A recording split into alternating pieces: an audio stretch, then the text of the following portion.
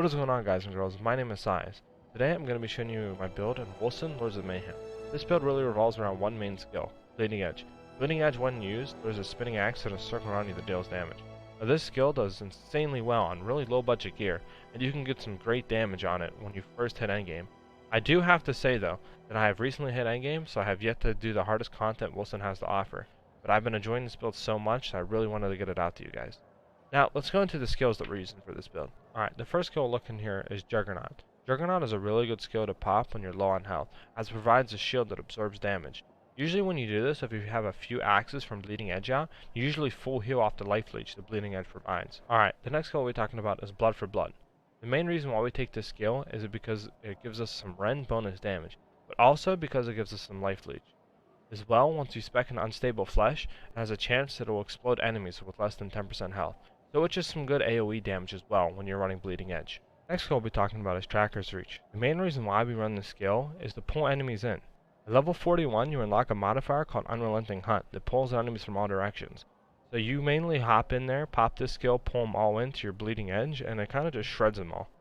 Alright, next skill we'll be talking about is Sovereign Shout. The reason why we run this skill is just because it gives us a crap ton of buffs.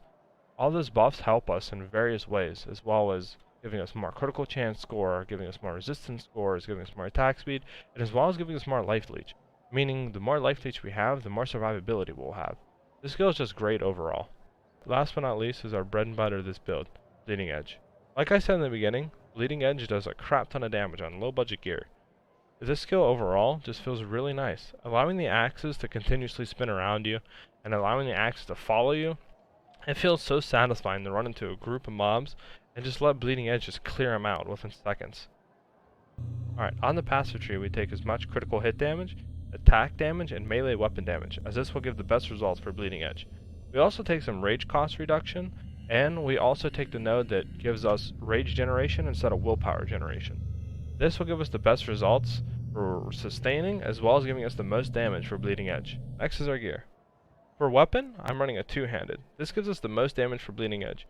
This is what we want because Bleeding Edge is our main damage skill, and without Bleeding Edge we wouldn't be clearing at all. Alright, next is our accessories. I was lucky enough to get a unique ring drop early on in the game. This ring is really good because it gives us plus 50% melee weapon damage, plus 15 ferocity, and plus 33% attack critical damage. But it does give us negative 20% attack speed. But that attack speed honestly doesn't matter for the amount of damage this ring gives. For the other rings though, for rares, I just really look for material damage or critical hit damage, or something like that that gives us the most damage we can for Bleeding Edge. Next is our armor. Like I said with the accessories, just look for armor that gives you damage, but also keep in mind that you want to have some health and other resists on the armor to keep you alive. I do have some cooldown reduction on some of my gear. This just helps with Tracker's Reach, Sovereign Shout, and Juggernaut for the cooldown to be a little bit less, but this is not necessary at all for the build. Alright, that's it for the build, guys. If you did enjoy it, please hit that like and subscribe button. And if you have any questions, please put them in the comments below. I do try to stream on Twitch every day or every other day, so I will have the link to my Twitch in the description if you want to ask me questions while I'm live there. Alright, that's all. Thanks, guys, and I'll talk to you later. Peace.